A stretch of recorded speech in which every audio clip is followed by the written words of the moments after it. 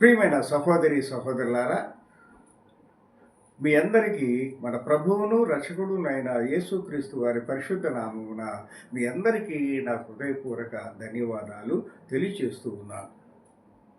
ప్రియులారా, మనము గత కొద్ది కాలముగా దేవుని రాకడకు సంబంధించినటువంటి విషయాలను, అలాగే దేవుని పరిశుద్ధ గ్రంథములో ఉన్నటువంటి సత్యాలను తెలుసుకుంటూ ఉన్నాము. ఎందుకు సత్యం తెలుసుకోవాలి? ఎందుకు మనము రాకడ గురించి తెలుసుకోవాలంటే, మనము విశ్వాసులమై ఉన్నాము. మనము యేసుక్రీస్తుని రక్షకుడిగా అంగీకరించి ఉన్నాము. యేసుక్రీస్తే దేవుడై ఉన్నాడు అని నమ్మి ఉన్నాము కనుక మనము ప్రతి ఒక్క యేసుక్రీస్తు వారికి సంబంధించిన ప్రతి విధమైన అంశాన్ని మనము శ్రద్ధతో జాగ్రత్తగా భయం కలిగి ధ్యానించవలసిన వారమై ఉన్నాం. ఎందుకనంటే ఆ ప్రభు నామంలోనే మనకు పాప విమోచన ఉంది. ఆ ప్రభు నామంలోనే మనకు రక్షణ ఉంది. ఆ ప్రభు నామంలోనే మనకు పరలోక రాజ్య స్వాస్థ్యం ఉంది. కనుక ప్రియమైనటువంటి వారలారా, మనము ఈ ఏదో అలవాటుగానో, లేకపోతే ఆచార రీతిగానో, లేకపోతే ఖాళీగా ఉన్నాం కాబట్టి విందాంలే చూద్దాంలే, ఆ రకమైనటువంటి కాన్సెప్ట్లు, ఆ రకమైన మైండ్ సెట్లు దేవుని వాక్యాన్ని మీరు ధ్యానించకూడదు. దేవుని వాక్యాన్ని వినకూడదు. పరిశుద్ధ గ్రంథాన్ని కూడా ఏదో న్యూస్ పేపర్ చదివినట్టు, లేకపోతే ఇంకొకటి అలాగా చదవకూడదు. మనసు శరీరము లగ్నము చేసి చదవాల్సినటువంటి గొప్ప గ్రంథము పరిశుద్ధ గ్రంథము. ఈ పరిశుద్ధ గ్రంథము మనల్ని పరిశుద్ధ ప్రభు అయినటువంటి యేసుక్రీస్తు వారి ఆ పరలోక రాజ్యానికి చేర్చేటటువంటి బ్రహ్మాండమైన రాజమార్గానికి ఇదిగో ఈ యొక్క పరిశుద్ధ గ్రంథము దోహదపడుతుంది. ఇవాళ మనం ధ్యానించే అంశం ఏంటంటే, మానవ మనుగడకి ఇశ్రాయేలు జాతికి ఉన్నటువంటి లింక్ ఏమిటి? ఈ మధ్య అసలు ఇశ్రాయేలు జాతికి ఎందుకు ప్రభువు అంత ప్రాముఖ్యత ఇచ్చాడు? ఎందుకని ఇశ్రాయేలీయులతో లోకం యొక్క మనుగడను ముడిపెట్టాడు? ఇక్కడ ఇశ్రాయేలీయుల యొక్క జీవిత చరిత్రతో, వాళ్ళ యొక్క మనుగడతో, వాళ్ళ యొక్క దేశంతో ప్రపంచ చరిత్రని ప్రభువు ముడిపెట్టాడు. అందువల్ల మనము తప్పనిసరిగా ఇశ్రాయేలీల జనాంగం గురించి, వాళ్ళ చరిత్ర గురించి, ప్రస్తుత పరిస్థితుల గురించి, రేపు ఈ లోకాంతము ఎలా రాబోతుంది, ఈ యుగాంతము ఎలా సమాప్తం అవుతుంది, దీనన్నిటికీ ఈ యొక్క ఇశ్రాయేలు ప్రజల యొక్క పాత్ర ఏమిటి, దేవుడు పరిశుద్ధ గ్రంథంలో వారి గురించి ఏమని మనకి చెప్పి నిక్షిప్తపరిచాడు, ఏ రకంగా వారు భ్రష్టులైనప్పటికీ, పడిపోయినప్పటికీ కూడా వారిని తన స్వకీయ జనముగా ఆయన భావించి వారిని అనేక పరిస్థితుల నుంచి, అనేక విపత్కర పరిస్థితుల నుంచి రక్షించి కాపాడి నడిపించాడని మనందరికీ తెలుసు. అలాంటి తన స్వకీయ ప్రజలైనటువంటి ఇశ్రాయేలీయుల జనాంగానికి లోకం యొక్క మనుగడికి ఎలా లింకు ఉంది, ఎందుకు ఆ లింకు పెట్టాడు ప్రభు అనే అంశాలని ఇవాళ మనము ధ్యానిద్దాము. ఈ ధ్యానించడం వల్ల మనకు అనుకునే ప్రయోజనం ఏంటి? రక్షణ. ఇశ్రాయేలీయుల గురించి తెలుసుకుంటే మనకి రక్షణ ఏంటండి అంటే, వారితోనే మన యొక్క లోకము మనుగడ ముడిపడి ఉందని నేను చెప్పాను. అవి దానికి సంబంధించిన కొన్ని అంశాలని మనము ఇవాళ ఈ యొక్క యెరూషలేము కొరకు ప్రార్థించే కాలం ఇది. ప్రార్థించే కాలం, యెరూషలేము కొరకు ప్రార్థించే కాలము. ఎందుకని యెరూషలేము? అది పరిశుద్ధ పట్టణము, దేవునికి ఇష్టమైన పట్టణం. అలాగే ఆ యెరూషలేములో ఉన్న దేవాలయము దేవుడు తనను తాను ప్రతిష్ఠ చేసుకున్నటువంటి మందిరము. కాబట్టి ఈ భూమి మీద దేవునికి ఇష్టమై నివాసం ఉన్నటువంటి ఒకే ఒక మందిరము ఆ యెరూషలేములో ఉన్నది. కాబట్టి ఈ యెరూషలేము రాబోయే రోజుల్లో దేవుడు మరలా అక్కడికే వచ్చి తాను నివాసం ఉంటాను అని వాగ్దానం చేసినటువంటి దేవుడు ఆ యెరూషలేముకు, ఆ ఇశ్రాయేలు జాతికి, అలాగే లోకంలో ఉన్న మనలాంటి అన్యులకేమి, యూదులకేమి, క్రైస్తవులకేమి, ఎవరికైనా సరే, ఎందుకు ఈ యొక్క లోకము యొక్క అంతము కానీ, ఈ లోకానికి సంబంధించిన అనేక అంశాలు, ఇవాళ జరుగుతున్నటువంటి ఈ ఇజ్రాయేల్ యుద్ధం, ఇరాను అమెరికా యుద్ధము, గల్ఫ్ కంట్రీస్లో జరుగుతున్న ఈ యుద్ధాలకు ఉన్న లింక్ ఏమిటి? ఈ యొక్క పరిస్థితులన్నీ మనల్ని ఎటు తీసుకెళ్తున్నాయి? రెండవ రాకడం మనకి దగ్గరుందని ఎందుకు అనిపిస్తుంది? లోకంలో జరుగుతున్న పరిస్థితులు ఎలా ఉన్నాయి? వీటన్నిటిని మనం ఒక చోటకు చేరిస్తే ఇజ్రాయేల్ యొక్క ప్రాముఖ్యత మనకు తెలుస్తుంది. ఇజ్రాయేలు ప్రజల యొక్క వారి యొక్క జీవనమును బట్టి లోకమంతా ఆధారపడి ఉందని, వారి మనుగడ ముగిసిందంటే ప్రపంచ మనుగడ కూడా ముగిసిపోతుంది అనేటటువంటి అంశాలను మనము ఇవాళ తెలుసుకుందాం. ఈ తెలుసుకోవడం ద్వారా మనల్ని మనం జాగ్రత్త పరుచుకొని మనల్ని మనం సిద్ధపరచుకోవడానికి ఇది ఒక మార్గము. అంతేగాని ఇశ్రాయేలీయుల యొక్క చరిత్ర తెలుసుకోవడం వల్ల మనకి ఏమిటి లాభం అని మనం ఏదన్నా కొంచెము వాళ్ళ గురించి మనకి ఎందుకులే అనేటటువంటి ఆలోచన వస్తే సాతానుడు నిన్ను సైడ్ ట్రాక్లోకి లాగుతున్నట్టు. ఎందుకని వీళ్ళ జీవితాలతో వీళ్ళ చరిత్రతో ప్రపంచం మనుగడ ముడిపడి ఉందని మనం చెప్పుకున్నాం కదా. ఆ విషయాల్ని ఇప్పుడు ధ్యానిద్దాం.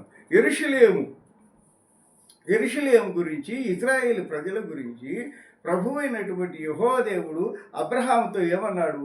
మనం 22 అధ్యాయం, ఆదికాండం 22 అధ్యాయము 17-18 వచనాలతో మొదలుపెట్టి కొన్ని ముఖ్యమైన అంశాలను, ఎందుకంటే చాలా గొప్ప చరిత్ర ఇదంతా మనము అరగంటలో 40 నిమిషాల్లో చెప్పలేము కాబట్టి ఉన్నటువంటి కొన్ని ముఖ్యమైన విషయాలు నాకు అవగాహన ఉన్న మేరకు మీతో పంచుకోవటానికి నేను ఇష్టపడుతున్నాను. రెండోది, ప్రియులారా గమనించండి, నేను ఏ వాక్యము చెప్పినా ఆ వాక్యపు యొక్క అంతిమ లక్ష్యము కానీ అంతిమ ప్రయోజనము కానీ ఏమై ఉండాలంటే రక్షణ అయి ఉండాలి. ఎందుకని మనది ఇది తాత్కాలికమైన జీవనము. ఈ లోకంలో మనం కేవలం ప్రయాణికులమని నేను అనేకసార్లు చెప్తున్నాను, ఇప్పుడు చెప్తున్నాను.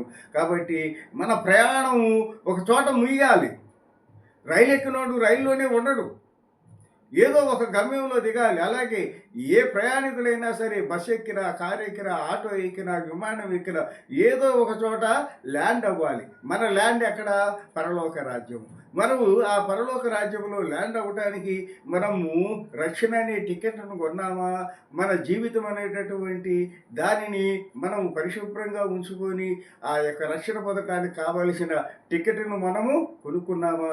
ఇవన్నీ విషయాలని మనం తెలుసుకోవటానికి ఇదిగో ఈ ఇజ్రాయేల్ యొక్క చరిత్ర మనకి ఉపయోగపడుతుంది. ప్రతి అంశము మనల్ని ఆ గమ్యం చేర్చడానికి ఉపయోగపడుతుందనే భావనతోనే ఈరోజు ఈ యొక్క వాక్య ధ్యానాన్ని నేను తీసుకోవడం జరిగింది.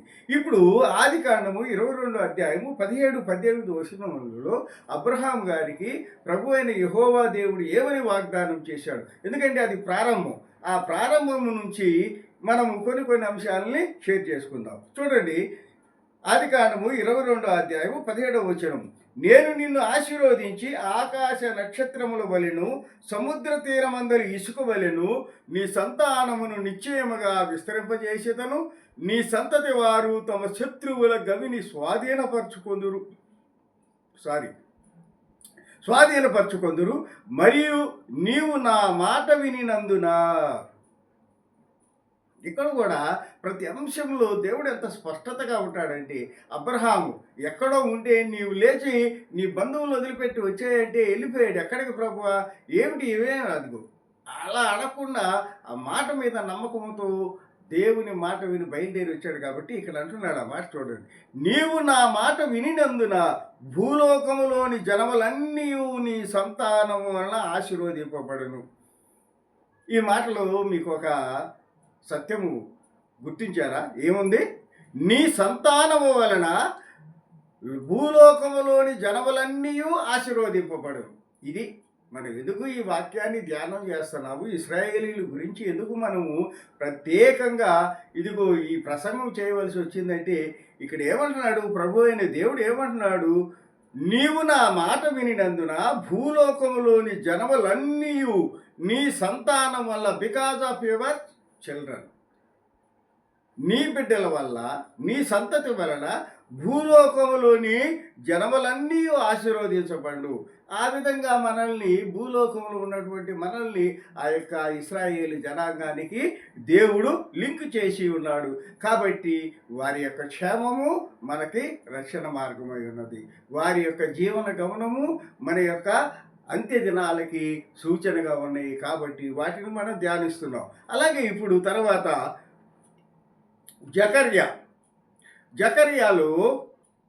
జకర్యాలో మనము 14వ అధ్యాయము 3వ వచనము చూద్దాం. జకర్యా 14వ అధ్యాయము 3వ వచనము మనము చూద్దాం.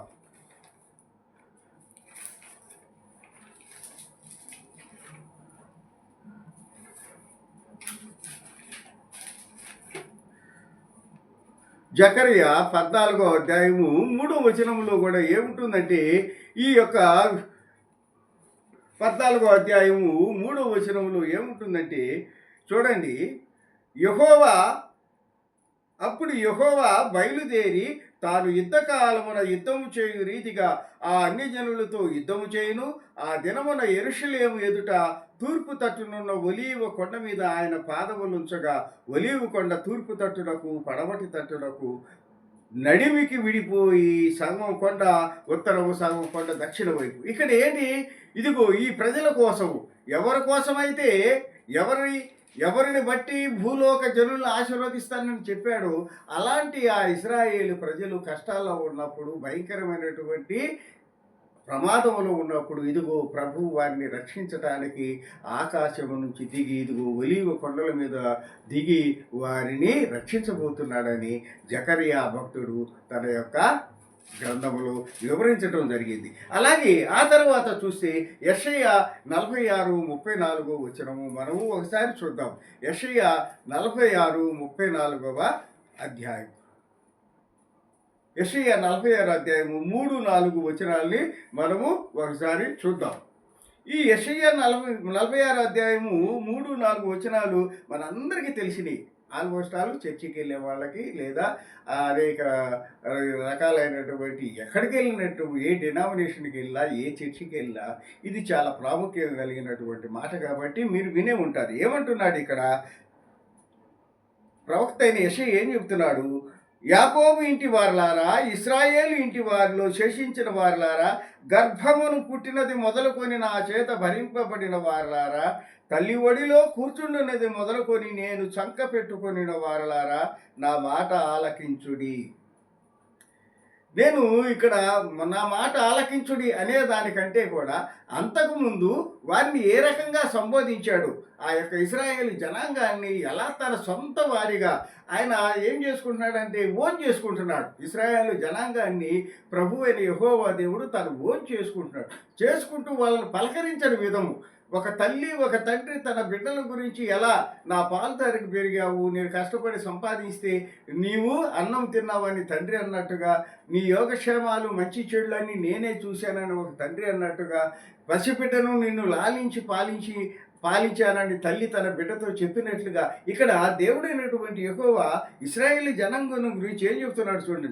యాకోబు ఇంటి వారలారా, ఎందుకని 12 గోత్రాలకి ఆయనే మూల పురుషుడు అయి ఉన్నాడు కాబట్టి యాకోబు ఇంటి వారలారా, ఇశ్రాయేలు ఇంటి వారిలో శేషించిన వారలారా.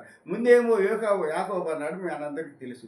యాకోబే ఇశ్రాయేల్ అని. యాకోబు అంటే రక్షణ పొందకముందు, దేవుని మార్గములో నడవకముందు, దేవునితో పోరాడి దేవుని దీవెనలు పొందకముందేమో యాకోబు ఆ యొక్క రాత్రి కలలో కనిపించిన దేవునితో పోరాడి నన్ను నువ్వు దీవించే వరకు నేను నిన్ను విడువునని ఆ పోరాడి దేవుని కృపను పొందినాక అప్పుడు దేవుడే స్వయంగా యాకోబు గారికి పెట్టిన పేరు ఇశ్రాయేల్. కాబట్టి యాకోబు ఇంటి వారలారా, ఇదేమో మొదటి మాట. రెండో మాట ఏంటి? ఇశ్రాయేలు ఇంటి వారిలో శేషించిన వారలారా. అంటే చాలామందికి ఆ డౌట్ ఉంటుందని నేను దాన్ని క్లారిఫై చేశాను. యాకోబు అన్నా ఇశ్రాయేల్ అన్నా ఒకటే. ఇందులో రెండో మర్మం ఏంటంటే యాకోబు ఇంటి వారలారా అన్నప్పుడు వారు నశించలేదు. వారిలో దేవుని ఎడల వ్యతిరేకత కానీ లేకపోతే దేవుని ఎడల భయం లేనితనము కానీ లేదు. వారందరూ మంచిగా ఉన్నారు. కానీ ఇశ్రాయేలు అనే పేరు వచ్చిన తర్వాత ఆ జనాంగము ఏమయ్యారంటే దేవుని మార్గాన్ని విడిచి దేవునికి వ్యతిరేకంగా ప్రవర్తించడం చేశారు. దానివల్ల అనేక మంది నశించిపోయారు. అందుకని ఇక్కడ అన్నాడు, ఏమన్నాడు? ఇశ్రాయేలు ఇంటి వారిలో శేషించిన వారలారా, దురాక్రమణలు చేసి నా మాటను వెనుక నాకు వ్యతిరేకంగా ప్రవర్తించి నశించిపోగా మిగిలిపోయినటువంటి విశ్వాసులారా. Note this point. శేషించిన వారలారా, ద పీపుల్ ఎవరైతే నాకు ఎదురు తిరిగి నా మార్గాన్ని అనుసరించక నా యొక్క ఆజ్ఞాతిక్రమం చేసి పాపంలో పడిపోయి నశించిపోయారో వారు కాకుండా ఇప్పటికీ సజీవు లెక్కలో ఉండి నన్ను రక్షకునిగా అంగీకరించి జీవిస్తున్నటువంటి శేషించినటువంటి ఇశ్రాయేలు జనాంగమా, గర్భమున పుట్టినది మొదలుకొని నా చేత భరింపబడిన వారు.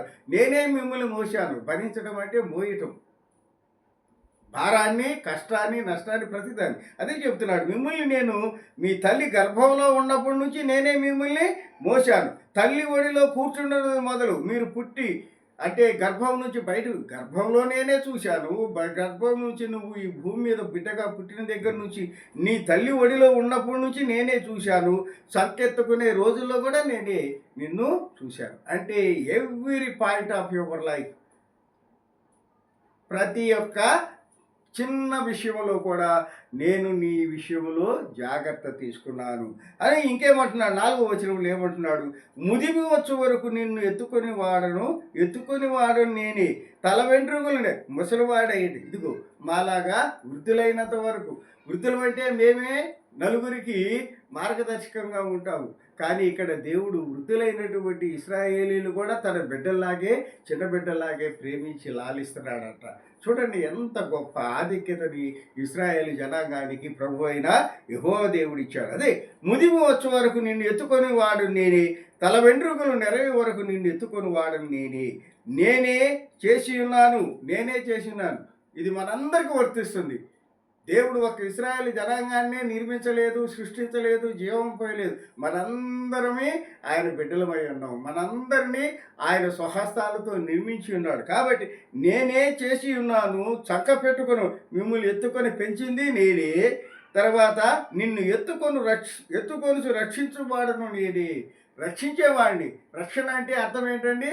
మనకేదో ప్రమాదం పొంచి ఉంది, మనకేదో కీడు ఉంది, మనల్ని ఎవరో బలహీనపరచడానికి, మన జీవితాలని అధపాతాలని తొక్కటానికి ఎవరో శత్రువులు ఉన్నారు. ఆ శత్రువులు మనం ఎదిరించలేము. ఎదిరించి మనల్ని కాపాడి రక్షించగలిగిన వాడెవడు? ప్రభు అయిన యేసుక్రీస్తు వారే. కనుక ఏమంటున్నాడు, నేనే చేస్తున్నాను, సంక పెట్టుకొని ఎత్తుకున్నవాడని నేనే, నిన్ను ఎత్తుకొనుచు రక్షించువాడను నేనే. I'm the saviour. కాబట్టి ప్రియమైన సహోదరి సహోదరులారా, ఇలాంటి గొప్ప చరిత్ర కలిగినటువంటి ఈ ఇశ్రాయేలు జనాంగముతో మనకి ఏం పని వచ్చిందండి? ఇప్పుడు ఎందుకు వీళ్ళ జీవితాల్ని మనము గమనిస్తున్నాము? ఎందుకు వారిని ధ్యానం చేస్తున్నాము? ఎందుకు వారి కొరకు మనం ప్రార్థన చేయవలసి ఉన్నారంటే, ఇది ప్రత్యేకమైనటువంటి అంశమే కాదు. ప్రార్థన చేయటం అనేది నా కొరకు నేను చేస్తే స్వార్థం,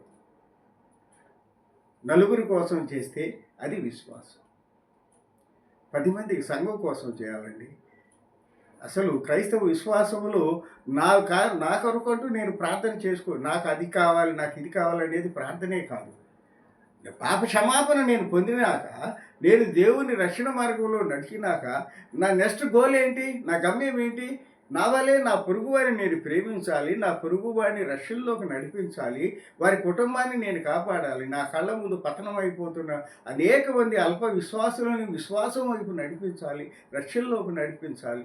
నా కళ్ళ ముందే ఎంతోమంది తాగి రక్షణ లేకుండా చనిపోతున్నారు. నిన్న మొన్నటి దాకా అన్న అంట, తమ్ముడు అంటూ తిరిగిన వాళ్ళు విశ్వాసంలోకి రాకుండానే అలాగే చనిపోయారు. నేనేమీ చేయలేకపోయాను. అలా నిస్సహాయమైనటువంటి పరిస్థితుల్లో ఒక క్రైస్తవ విశ్వాసి ఉండకూడదు. కాబట్టి ప్రియమైనటువంటి వారలారా, మనము ఎందుకు వీరి గురించి చదువుతున్నామంటే, వీరితో మనకి అనుబంధం ఉంది.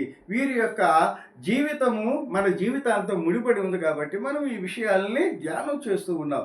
ఇప్పుడు చూడండి, మత్తయి 23 అధ్యాయంలో కొన్ని విషయాలు ఎందుకు మనం ఇశ్రాయేలీల విషయంలో ఇంత జాగ్రత్తగా ఉండాలి, ఎందుకు వారి కొరకు మనం ప్రార్థించాలి, ఎందుకంటే వారు ఇప్పటికీ కూడా యేసు ప్రభువుని రక్షకుడుగా అంగీకరించలేదు. ఇంకా మెస్సయ్య వస్తాడని ఒక భ్రమలో ఉన్నారు. అది మరి ఏమన్నామో తెలియదు. కానీ మరి ప్రపంచంలో ఉన్న మేధావుల్లో అగ్రశ్రేణి మేధావులుగా గుర్తించబడినటువంటి యూదా జనాంగం అనేకమైన అద్భుతమైనటువంటి అన్వేషణలు చేసి, అనేకమైనటువంటి విషయాల మీద పరిశోధనలు చేసి, ప్రపంచవ్యాప్తంగా అత్యున్నతమైన నోబెల్ పురస్కార ఇదేంటి బహుమతులు పొందినటువంటి ఆ యూదా జనాంగము రక్షకుడి విషయంలో, రక్షణ విషయంలో, దేవుని గుర్తించే విషయంలో బలహీనపడ్డారు, వెనకపడ్డారు.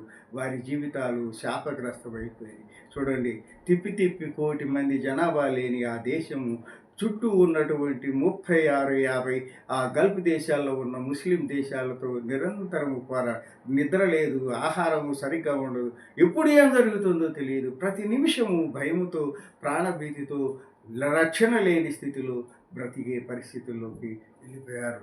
దేవుని ఇప్పటికీ వారు యేసు ప్రభువుని రక్షకుడిగా అంగీకరించలేకపోతున్నారు. కనుక మనందరం వారి కొరకు ప్రార్థన చేయవలసి ఉన్నాం. వారందరినీ రక్షణలోకి నడిపించవలసిన వారమై ఉన్నాము. ఎందుకంటే వారు దేవుని స్వకీయ జనము. అందువల్ల ఏమైందంటే వారు ఒక విధమైనటువంటి ఆ యొక్క ఛాందసవాదములోనికి వెళ్ళిపోయి నిజరక్షకుడిని గుర్తించలేకపోయారు. నాడు వారింటికి వచ్చాడు. వారిలో ఒకడిగా ఉండా ఆయనని వారి స్వహస్తాలతో సిలువకు అప్పగించారు. ఇప్పటికీ కూడా ఇన్ని వందల సంవత్సరాల తర్వాత కూడా వారిలో ఇంకా కనువిప్పు కలగలేదు. కనుక మనందరము వారి రక్షణ కొరకు, యెరూషలేము రక్షణ కొరకు మనం ప్రార్థించవలసిన వారిమై ఉన్నాము. కాబట్టి ప్రియమైనటువంటి సహోదరులారా, ఈ ఇశ్రాయేలు జనాంగం యొక్క ఈ యెరూషలేము పట్టణం కోసం మనం ప్రార్థన చేసే ఆ ప్రార్థనలో వారి రక్షణ ఉంది. అంతర్లీనంగా మన రక్షణ, లోక రక్షణ ఉంది. కనుకనే మనము ఈ విషయాలు ధ్యానిస్తున్నాం. ఇప్పుడు మత్తయి సువార్త 23వ అధ్యాయంలో మనకి 37, 38, 39 విషయాల్లో మనం ఏంటంటే ఇంత గొప్పగా దీవించి ఇశ్రాయేలు ప్రజలను ఆశీర్వదించి ఆయన ప్రభువు వారిని విస్తరింపజేస్తే వారు ఎలా ప్రవర్తిస్తున్నారంటే మనకి ఇక్కడ కొన్ని మాటలు ఉన్నాయి. 37, 38, 39 యెరూషలేమా యెరూషలేమా ప్రవక్తలను చంపుచును నీ యొద్దకు పంపబడిన వారిని రాళ్లతో కొట్టుచును ఉండుదానా, కోడి తన పిల్లలను రెక్కల క్రింద ఎలాగూ చేర్చుకొనును అలాగే నేనును నీ పిల్లలను ఎన్నో మారులు చేర్చుకొనవలనని ఇంటిని కానీ మీరు వల్లకపోతిరి. తల్లిదండ్రులు బిడ్డల్ని అద్భుతంగా ప్రేమిస్తారండి. ఆ ప్రేమను మనం గుర్తించలేకపోతే, ఆ ప్రేమను మనము గౌరవించలేకపోతే, ఆ ప్రేమను మనం దూరం చేసుకుంటే మన పరిస్థితి ఎంత భయానకంగా ఉంటుంది. అదిగో ఇక్కడ చెప్తున్నాడు ప్రభువు. ఒకరోజు వెళ్తూ ఉంటే శిష్యులు ఏమన్నారు, ప్రభువా చూడు ఈ హేరోదు కట్టించినటువంటి మందిరము ఎంత గొప్పగా ఉందో అంటే ఏమన్నాడు, ఇది రాయి మీద రాయి. ఆ సమయంలో ఆ సందర్భంలోనే ప్రభువు ఆ యెరూషలేము ఎందుకని ఎంత పవిత్రంగా దాన్ని ఉండాలని ప్రభువు కోరుకున్నాడో, ఎంత పవిత్రంగా పరిశుద్ధంగా ఆ యెరూషలేము పట్టణాన్ని ఆయన కావాలని నిర్మించుకున్నాడో, ఆ యొక్క పరిశుద్ధ పట్టణము ఏమైపోయింది, తన నివాస స్థలంగా ఉండాలనుకున్న యెరూషలేము ఎంతగా పాడైపోయిందో ప్రభువు స్వయంగా యేసుక్రీస్తు ప్రభు వారు స్వయంగా ఇక్కడ ఏమంటున్నాడు, యెరూషలేమా యెరూషలేమా, ఎంత బాధో చూడండి ఆ మాటలు. నా కుమారుడా నా కుమార్తె అన్నట్టుగా, యెరూషలేమా యెరూషలేమా ప్రవక్తలు చంపుచున్న నీ వద్దకు పంపబడిన వారిని రాళ్లతో కొట్టుచు. స్టెఫర్ని రాళ్లతో కొట్టి చంపారు. అలాగే ప్రభువుని సిలువ వేసి చంపారు. అనేక మంది ప్రభు సేవకులు చంపేశారు. ఈ యొక్క అపోస్తులైనటువంటి ఆ 12 మంది శిష్యులు 10 మంది శిష్యుల్ని మామూలుగా నరికి చంపారు, హతసాక్షులుగా చేశారు. ఈ రకంగా ఆ యెరూషలేము పట్టణము ప్రవక్తల్ని చంపింది. నీ యొద్దకు రక్షణ కొరకు పంపబడినటువంటి వారిని రాళ్లతో, ఇర్మియా గారేంటి, యెహెజ్కేలు గారేంటి, ఆమోసు ఏంటి, హోషేయ ఏంటి, జకరియా గారేంటి మొదలైనటువంటి ఎంతోమంది ప్రవక్తలు ఆ రాజ్యానికి ఆ యెరూషలేముకి వెళ్ళి దేవుని రక్షణ గురించి, దేవుని సువార్త గురించి, యెహోవా దేవుని కృప వారి ఎడల ఎంత ఉన్నతంగా ఉందో చెప్తే అవన్నీ వినక ఏం చేశారు, చెప్పేవాళ్ళు రాళ్లతో కొట్టుచు ఉండుదానా అంటే మూర్ఖులైపోయారు, కఠినులైపోయారు, ఒక విధమైన భ్రష్టత్వానికి ఆ ప్రజలు లోనయ్యారు. అందుకని ఏమన్నాడు, కోడి తన పిల్లలను చూడండి, గద్ద ఆకాశ రాజు, దాన్ని ఏమంటామంటే ఖగరాజు అంటాం. అంటే అంత శక్తి కలిగినది, అంత బలం కలిగినటువంటి ఆ గద్ద చిన్న కోడి పిల్లలు ఎక్కడో కిలోమీటర్ 2 కిలోమీటర్ల దూరంలో ఉంటుందండి గద్ద ఆకాశంలో. అక్కడి నుంచి అంత పవర్ కలిగినటువంటిది కన్ను. అందుకని మన ఎయిర్ ఫోర్స్కి కూడా ఈగల్ అని పేరు పెట్టుకుంటాం. మన ఎయిర్ ఫోర్స్కి ఈగల్ అని పేరు. ఎందుకనంటే అంత ఆకాశంలో అంత ఎత్తు నుండి కూడా కింద ఉన్న ఇంత చిన్న కోడి పిల్లను చూసి అక్కడి నుంచి వచ్చి తన్నుకొని వెళ్ళిపోయిందండి. ఆ గద్ద రావటాన్ని చూసినటువంటి చిన్న కోడి పాపం 10 అడుగుల కంటే ఎత్తు ఎగరలేనటువంటి కోడి ఏం చేస్తుందంటే తన బిడ్డలందరిని ఒక్కసారిగా హెచ్చరించి తన రెక్కల మాటను భద్రపరుస్తుంది. అదేవిధంగా ఇక్కడ ఏమంటున్నాడు చూడండి, దానికి ఉదాహరణగా చెప్తున్నాడు. అంటే శక్తి లేని కోడి కూడా తన బిడ్డలని ప్రాణాలు కాపాడటం కోసము, అంత శక్తివంతమైన గద్ద నుంచి కాపాడటం కోసము తన రెక్కల మాట, కోడి తన పిల్లలను రెక్కల క్రింద ఎలాగూ చేర్చుకొనును, అలాగే నేనును నీ పిల్లలను ఎన్నో మార్లు చేర్చుకోవడం వల్ల నీ ఇంటిని కానీ మీరు వల్లకపోతిరి. నేను పిలుస్తున్నాను, కోడి పిలిచింది. ఎప్పుడైతే గద్ద ఆకాశంలో నుంచి కిందకి వస్తుందని అది గమనిస్తుందో, కోడి ఒక శబ్దం చేస్తుంది. అది హెచ్చరిక శబ్దం అన్నమాట. ఆ శబ్దం వినగానే ఎక్కడెక్కడ పిల్లలు, ఆ యొక్క మేత తినే పిల్లలు ఒక్కసారిగా పరిగెత్తుకుంటూ వచ్చి తల్లి రెక్కల కింద జ్వరబడి తమ ప్రాణాలను కాపాడుకుంటాయి. అలాగే నేను ఎన్నోసార్లు నా బిడ్డలైన మిమ్మల్ని కాపాడుకోవాలి సాతాను శోధనల నుంచి, ఈ లోకంలో ఉన్నటువంటి భయంకరమైన పరిస్థితుల నుంచి, మీ కఠినమైన హృదయాలను మార్చి మిమ్మల్ని రక్షణలోకి నడిపించాలని నేను ఎన్నోసార్లు ఇదిగో ప్రవక్తలను పంపించాను, అలాగే అనేక మంది దైవజనులను పంపించారు. ప్రతి ఒక్కరిని చంపారు, రాళ్లతో కొట్టారు. మాట వినటానికి ఇష్టపడిన జనమా, చూడండి, నేను నీ పిల్లల్ని ఎన్నో మార్లు చేర్చుకునే వాళ్ళ ఇంటిని కానీ మీరు వల్లకపోతే ఇష్టపడలా. మీరు రక్షణ పొందడానికి, దేవుని మార్గంలో నడవడానికి మీరు ఇష్టపడాల. మీరెవరో నా సొంత బిడ్డలు. బట్ అయినప్పటికీ మీలో ఆ రకమైనటువంటి ఒప్పుకునే మనసు లేకుండా కఠినమైపోయింది. కాబట్టి ఇదిగో మీ ఇల్లు మీకు విడువబడి ఉన్నది. సో ఇక్కడ నేను చేయగలిగింది ఏం లేదు, నా ప్రయత్నము నేను చేశాను.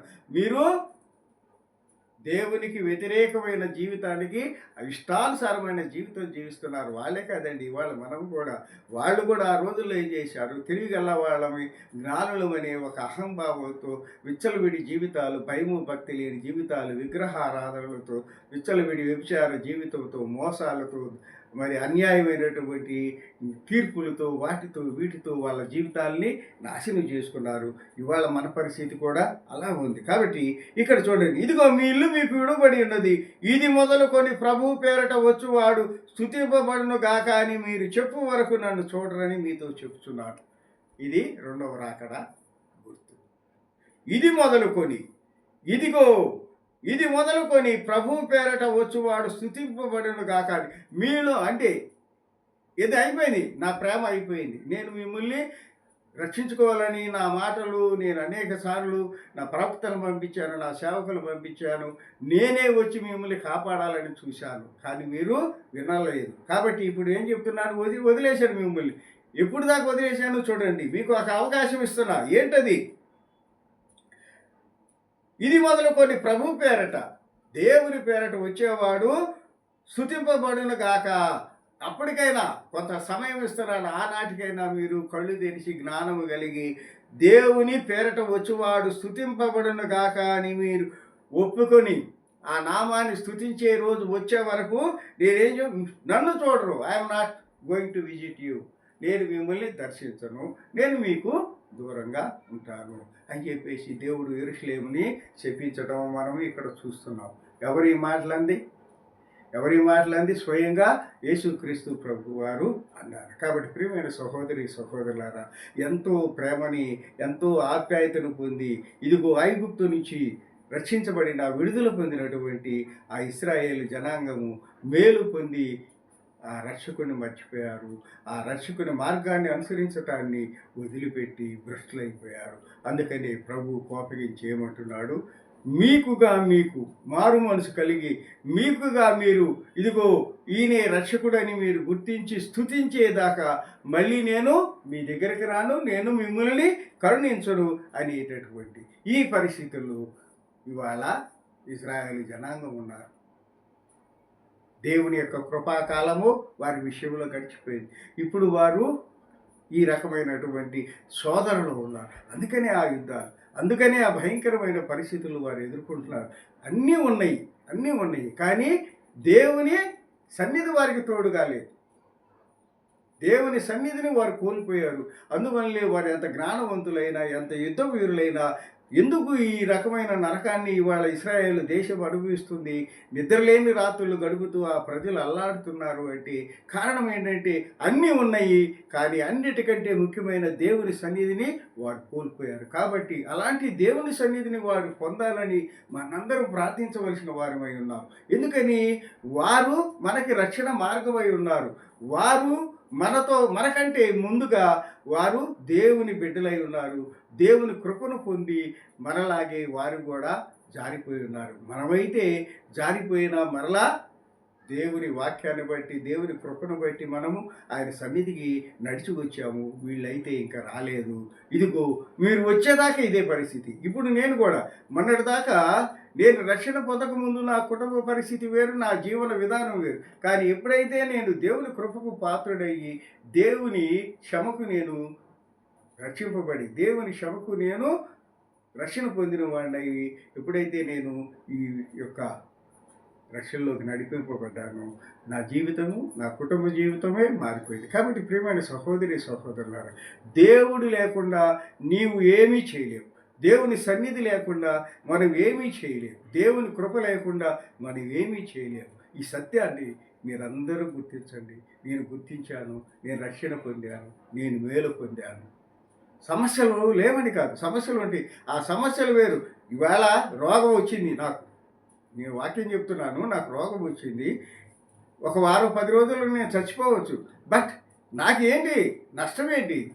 నేను ఇంకొక 50 ఏళ్ళు బతికి నేను సాధించేది ఏంటి? నేనేం సాధించలేను. నేను ఏం సాధించగలిగాను? రేపైనా ఈ 10 రోజుల తర్వాత అయినా ఒకవేళ నేను చనిపోవాల్సి వస్తే నా సంతృప్తి ఏంటి? నేనేం సాధించానని? దేవుడి వాక్యాన్ని నేను 10 మందికి అందించగలిగాను. దేవుని వాక్యపు వెలుగులో నేను నడిచాను. దేవుని వాక్యపు వెలుగులో నా కుటుంబం నడిచిందని తృప్తితో చనిపోతాను. ఎందుకని? నేను ప్రయాణికుడిని. ఇది నా ప్రయాణము కేవలము నా గమ్యం చేరి, ఇదిగో రేపు మరణంతో పాటు ఏమైంది? నా గమ్యానికి మార్గం సుగమమైంది. నా తండ్రి సన్నిధికి పరదేశకు నేను వెళ్తానని విశ్వాసము నమ్మిక నాకు. ఆ రకమైనటువంటి విశ్వాసంతో మనందరము ప్రార్థించవలసిన వారమై ఉన్నాము. రక్షణ పొందవలసిన వారమై ఉన్నాము. దేవుని రాకడ కొరకు సిద్ధపడవలసిన వారమై ఉన్నాము. అదే క్రమంలో ఇశ్రాయేలు దేశాని కోసం మనం ప్రార్థన చేయాలి. వారు రక్షింపబడాలి, వారు నశించిపోకూడదు. కాబట్టి ప్రియమైన వారులారా, ఇదిగో ఈ విధంగా ఒక కాలములో ప్రేమించబడి మరొక కాలములో శపించబడినటువంటి, ద్వేషించబడినటువంటి, వెలివేయబడినటువంటి ఈ యెరూషలేము పట్టణము, ఆ ఇశ్రాయేలు జనాంగం పరిస్థితి గురించి మనము ఇవాళ ధ్యానం చేస్తున్నాం. ఎందుకని? యెరూషలేము కొరకు ప్రార్థించే కాలము సమీపించింది. కాలము సమీపించింది.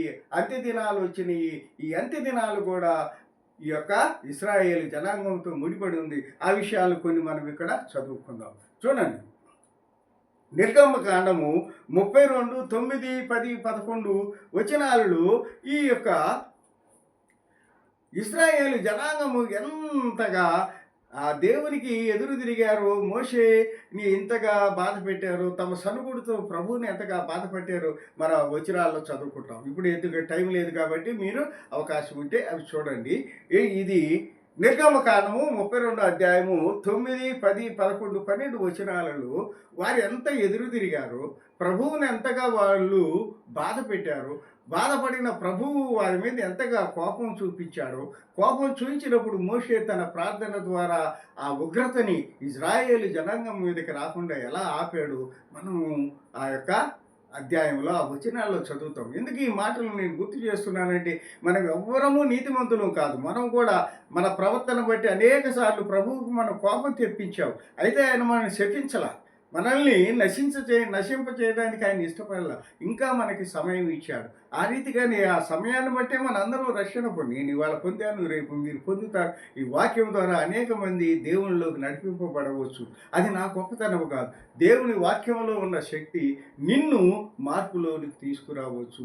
నీకు పశ్చాత్తాపము కలిగి నీవే దేవుని వాక్యపు వెలుగులో నడవటానికి సిద్ధపడవచ్చు. కాబట్టి ప్రియమైన సహోదరి సహోదరులారా, నిర్గమకాండములో మోషే గారి ప్రార్థన, ప్రభు కోపము, ఇశ్రాయేలు జనాంగం యొక్క తిరుగుబాటును మనం చదువుకుంటాం. ఆ తర్వాత ఇవన్నీ విషయాలు ఇలా జరిగిన తర్వాత ఇప్పుడు మనము ముగింపుకొద్దాం. ఎందుకంటే ఎక్కువ సమయం లేదు కాబట్టి ముగింపుకొద్దాము. చూడండి, నిర్గమకాండంలో ఒక వచనం చదువుకుందాం. దేవుని సహనం అని మనం నిర్గమకాండంలో ఒక మాట ఉంది, అది చదువుకుందాం. ఎందుకంటే దేవుడు ఎంత ప్రేమ గల్లవాడో మనము ఒకసారి ధ్యానిస్తే అది ఒక్క నిర్గమకాండంలో ఇశ్రాయేలీలకే కాకుండా మన ఎడల కూడా ఆయనకి ఎంత ప్రేమ ఉందో, ఎంత ఔదార్యం ఉందో మనము చూద్దాం. చూడండి, మోషే గారి ప్రార్థన విని 11-14 వచనములో, అంతటా యెహోవా తన ప్రజలకు చేసేదనని చెప్పిన కీడును గూర్చి సంతాపపడెను. That is the love of God towards his children. దేవుని ప్రేమ చూడండి. ఆ మోషే గారు ప్రార్థన చేశాడు. ఏమని చేశాడు చూడండి. ఆయన కొండలలో వారిని చంపునట్లును, భూమి మీద నుండి వారిని నశింపచేయనట్లును, కీడు కొరకే వారిని తీసుకొని పోయినని ఐగుప్తీయులు ఎలా చెప్పుకొనవలెను. నీ కోపాగ్ని నుండి మల్లుకొని నీవు నీ ప్రజలకు ఈ కీడు చేయక దాని కూర్చి సంతాపపడము. ప్రభువా, ఏంటి రక్షణ అని, విడుదల అని చెప్పి మోషే తీసుకెళ్ళావు కదా, చివరికి మీ దేవుడైన యెహోవా ఏం చేశాడు? వాళ్ళని కొండల్లో రాళ్ళల్లో భూమి మీద నుంచి నశింపజేశాడు కదా, వాళ్ళందరినీ చంపేశాడు కదా. ఇదేనా దేవుడు చేసే పని? ఇదేనా రక్షణ అంటే? ఇదేనా విడుదల అంటే అని చెప్పి ఐగుప్తీయులు నీ నామానికి అవమానకరంగా మాట్లాడుకుంటున్నట్లు నీవు ఇదిగో నీ ప్రజల ఎడల ఈ కీడు చేయబాకమన్నప్పుడు ప్రభువు చూడండి, అంతట యెహోవా తన ప్రజలకు చేసేదనని చెప్పిన కీడును గూర్చి సంతాపపడను. సంతాపపడటం చూడండి. తప్పు చేసినవాడు సంతాపపడాలి, బాధపడాలి, క్షమాపణ కూడా. కానీ ఇక్కడ దేవుడే ఊరక ఒక మాట అన్నందుకు, వీళ్ళని నేను శపిస్తాను, వీళ్ళని నాశనం చేస్తానన్న ఒక మాటకి తన ప్రజలను చూడండి, ఆ మాట చూడండి, తన ప్రజలను శపించిదనన్న మాటకి ఆయన ఏం చేశారంటే కీడును గూర్చి సంతాపపడెను. కీడు చేస్తానన్న ఆ ఒక్క మాటను బట్టి నేను నా బిడ్డల విషయంలో ఇంత కఠినంగా వ్యవహరించానా అని బాధపడి సంతాపపడ్డాడు. అలా అంత ప్రేమ కలిగిన రోజు. ఎందుకు మనందరూ రక్షింపబడేమంటే కేవలము దేవుని అంత ప్రేమ ఉండబట్టి మనందరము అలా రక్షించబడ్డాం. ఇక కొన్ని మాటలు చెప్పుకొని మనం ముగిద్దాం. కీర్తనలు 122:6 మనము ఒక మాట చదువుకుందాం. కీర్తనలు 122:6 వచనంలో ఒక మాట ఉంది. యెరూషలేమా నిన్ను ప్రేమించువారు, ఇవి మనము ముగింపు మాటలు. యెరూషలేమా నిన్ను ప్రేమించువారు వర్ధిల్లుదురుగాక, నీ ప్రాకారములలో నెమ్మది కలుగునగాక. దావీదు ప్రార్థన. యెరూషలేమా నిన్ను ప్రేమించు వారు వర్ధిల్లుదురుగాక. మనం ఎందుకు యెరూషలేము గురించి ప్రార్థించాలంటే that is the temple of God. అది దేవుని దేవాలయమై ఉన్నది. యెరూషలేము పట్టణం అంటే పట్టణమే కాదండి, it is temple of God. దేవుని మందిరమై ఉన్నది. ఆ మందిరము నశించిపోకుండా ఉండాలని మనం విశ్వాసులమైన మనందరం కోరుకోవాలి. ఆ మందిరము యొక్క వెలుగులోనే ఇశ్రాయేలీల జీవితము దాగి ఉన్నది. కనుక యెరూషలేము కొరకు మనము ధ్యానించవలసి వారే ఉన్నాం. యెరూషలేమా నిన్ను ప్రేమించువారు వర్ధిల్లుదురుగాక, నీ ప్రాకారములలో నెమ్మది కలుగునుగాక. ఆ యొక్క యెరూషలేము పట్టణాన్ని దీవించమని ఆ పట్టణం కోసం ప్రార్థన చేసేవారికి ఏముంటుందట? వారి మనసుల్లో, వారి హృదయాలలో, వారి ఇంటిలో, వారి ఇళ్లలో ఏముంటుంది? నెమ్మది, ప్రశాంతత ఉంటుంది. ఎందుకంటే ఆ యొక్క యెరూషలేము పట్టణాన్ని, ఆ మందిరాన్ని గురించి ప్రార్థించి ఆ మందిరం మేలు కోరేటటువంటి ప్రతి బిడ్డను దేవుడు ఆశీర్వదించి దీవిస్తాడని దేవుని వాగ్దానమై ఉన్నది. ఎందుకంటే మందిరము దేవుని నివాసమై ఉన్నది. యెరూషలేములోని ఆ మందిరము దేవుని నివాసమై ఉన్నది. కనుక ఆ యెరూషలేము గురించి నీవు, నేను, మనందరము ప్రార్థన చేయవలసిన వారు ఉన్నాం. ఆ యెరూషలేములోనే రేపు రాబోయే రెండో రాకడ, ఒలీవ కొండ మీద ప్రభువు కాలు పెట్టే సమయము, అలాగే హర్మోగిద్దెని యుద్ధములో ఆ యొక్క సాతాను వారసులతో చేసే యుద్ధము, ఇవన్నీ ముగిసినాక 1000 ఏండ్ల పరిపాలన కూడా అదిగో అదే యెరూషలేము పట్టణం నుంచి ప్రభు అయిన యేసుక్రీస్తు వారు 1000 సంవత్సరాలు మనందరినీ పరిపాలించనున్నారు. ఆ యొక్క పరిపాలించేటటువంటి ఆ యొక్క పరిశుద్ధ పట్టణం గురించి మనందరము ప్రార్థించవలసిన వారమై ఉన్నాము. మనందరము ఆ యొక్క ఆ యొక్క యెరూషలేము పట్టణం వారసులమై ఉన్నాం కాబట్టి యెరూషలేము కొరకు మనం ప్రార్థించవలసిన వారమై ఉన్నాం. ఇంకొక మాట చదువుకొని ముగిద్దాం. చూడండి 121 కీర్తన 121వ కీర్తన 4వ వచనం. ఇశ్రాయేలును కాపాడువాడు కునుకుడు నిద్రపోడు, యెహోవాయే నిన్ను కాపాడువాడు. ఇశ్రాయేలును కాపాడువాడు కునుకుడు నిద్రపోడు. అది దేవుని ప్రేమ. ఇంత వ్యతిరేకంగా వాళ్ళు ప్రవర్తించినా, ఇంత భ్రష్టత్వంతో వాళ్ళు జీవించినా, ఇప్పటికీ జీవిస్తున్న వారిని కాపాడే దేవుడు కునకడు నిద్రపోడు. ఎంత గొప్ప ప్రేమ కలిగిన దేవుడు, ఎంత గొప్ప రక్షకుడు మనము దేవునిగా కలిగి ఉన్నాం. కాబట్టి ప్రియమైన సహోదరి సహోదరులారా, గమనించండి, యెరూషలేము పట్టణం యొక్క రక్షణ, యెరూషలేము పట్టణం యొక్క పవిత్రత కోసం, ఆ పరిశుద్ధత కోసం ప్రభు రేపు రానున్న రోజులలో ఆ రెండవ రాకడ సమీపం తర్వాత జరిగేటటువంటి ఆ యుద్ధం తర్వాత భూమి మీద ప్రభు ఏర్పరిచే ఆ 1000 ఏళ్ల పరిపాలనలో రాజధానిగా ఉండిపోతుంది. ప్రభు అక్కడ నివాసం ఉండిపోతున్నాడు. అంత గొప్ప పరిశుద్ధమైనటువంటి ఆ యెరూషలేము పట్టణం గురించి, ఆ యెరూషలేము పట్టణంలో ఉన్న మందిరం గురించి మనందరం ప్రార్థించవలసిన వారమై ఉన్నాం. ఆ యెరూషలేము ఇదిగో ఇజ్రాయేలు జనాంగాలకు అందరికీ కేంద్రమై ఉన్నది. కాబట్టి ఆ ఇజ్రాయేలు జనాంగం కోసము, యెరూషలేము పట్టణ రక్షణ కోసము మనందరం ప్రార్థించవలసిన వారమై ఉన్నాం. ఎందుకంటే రేపు మనము అక్కడ యెరూషలేము పౌరుషత్వాన్ని పొందబోతున్నాం. నిజంగా మనం రక్షించబడిన వారమైతే, ప్రభు కృపకు పాత్రలు అయిన వారు అయితే, మనందరము ఆ యొక్క 1000 ఏళ్ల పరిపాలనలో, ప్రభువు యొక్క పరిపాలనలో మనము అక్కడ పౌరులుగా పౌరసత్వం కలిగి జీవించబోతున్నాం. కాబట్టి ప్రియమైన సహోదరి సహోదరులారా, ఈ వాక్యములోని సత్యాన్ని గ్రహించండి. మనందరము ఆ 1000 ఏళ్ల పాలనలో ఉండటానికి మనము మార్గం ఏర్పాటు చేసుకోవాలంటే ఇదిగో యెరూషలేము పట్టణము, అదిగో ఆ మహోన్నతమైన పవిత్రమైన పరిశుద్ధమైన దేవుని నివాసమైన యెరూషలేము పట్టణం కోసము ఆయన బిడ్డలైనటువంటి, అంటే మనం బిడ్డలు కాదని కాదు, స్వకీయులైనటువంటి ఆ యొక్క ఇశ్రాయేలు జనాంగం కోసము మనం ప్రార్థన చేయవలసి ఉన్నాము. వారు ఇప్పటికైనా మారు మనసు పొంది పాప పశ్చాత్తాపంతో దేవుని సన్నిధికి చేరి ఆయన కృపకు పాత్రలు అవ్వాలి. అప్పుడే ఈ హర్మగీద్యం యుద్ధం తర్వాత ఏం జరుగుతుందో అవన్నీ తర్వాత నేను వేరే యొక్క ప్రసంగంలో చెప్తాను. కాబట్టి ప్రియమైన సహోదరి సహోదరులారా, మనందరము క్రైస్తవ విశ్వాసులని చెప్పుకునే మనందరం యెరూషలేము కొరకు ప్రార్థించే కాలము సమీపించింది. ఎందుకంటే ప్రభువు రాకడ అతి సమీపంగా ఉంది. ఆయన యెరూషలేము పట్టణాన్ని రాజధానిగా చేసుకొని పరిపాలించనున్నాడు.